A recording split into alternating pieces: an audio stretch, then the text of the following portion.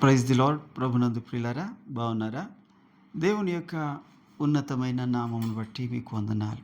దేవుని యొక్క వాక్యం ఏం చెప్తుందంటే, ఆయన మారని దేవుడు, మార్పులేని దేవుడు, నిన్న నేడు నిరంతరము ఏకరీతిగా ఉన్నాడని హెబ్రీ పత్రిక 13వ అధ్యాయం 8వ వచనంలో ప్రభు రాయించారు.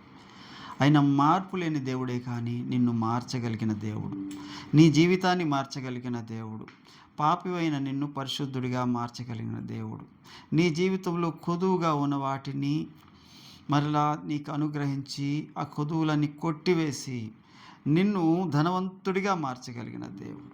ఇదిగో మట్టిని మనిషిగా మార్చాడు దేవుడు, చేదుని తీపిగా మార్చాడు దేవుడు, నీళ్లను ద్రాక్షారసంగా మార్చాడు దేవుడు.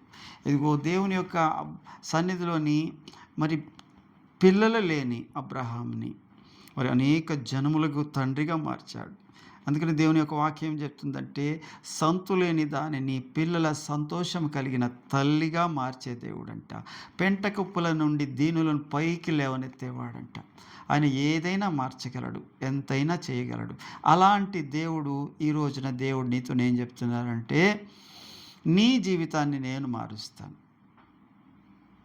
నీవు నాకు నీ జీవితాన్ని అప్పగించుకున్నట్లయితే, లేదు నీ జీవితాన్ని సంపూర్ణముగా నా చేతికి అప్పగించి నువ్వు మౌనంగా ఊరకుండి నిలిచుండి చూసినట్లయితే నీ జీవితంలో ఆశ్చర్యాన్ని చేస్తానంటున్నాడు దేవుడు.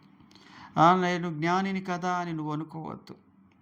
నువ్వు జ్ఞానిని కదా, నాకంతా తెలుసు కదా అని అనుకోవద్దు. కానీ దేవునికి లోబడు, ఆయనకి నిన్ను నువ్వు అప్పగించుకో, నీ పూర్ణ హృదయంతో ఆయన మీద ఆధారపడినప్పుడు అద్భుతాన్ని చూస్తావు.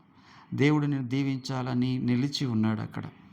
దేవుడు నీ వైపు 2 చేతులు చాపి ఉన్నాడు అక్కడ. ఒకవేళ ఆ పిలుపు నీకు వినబడితే ఈ రోజు నుంచి నీ జీవితంలో మార్పు మొదలైనట్టే.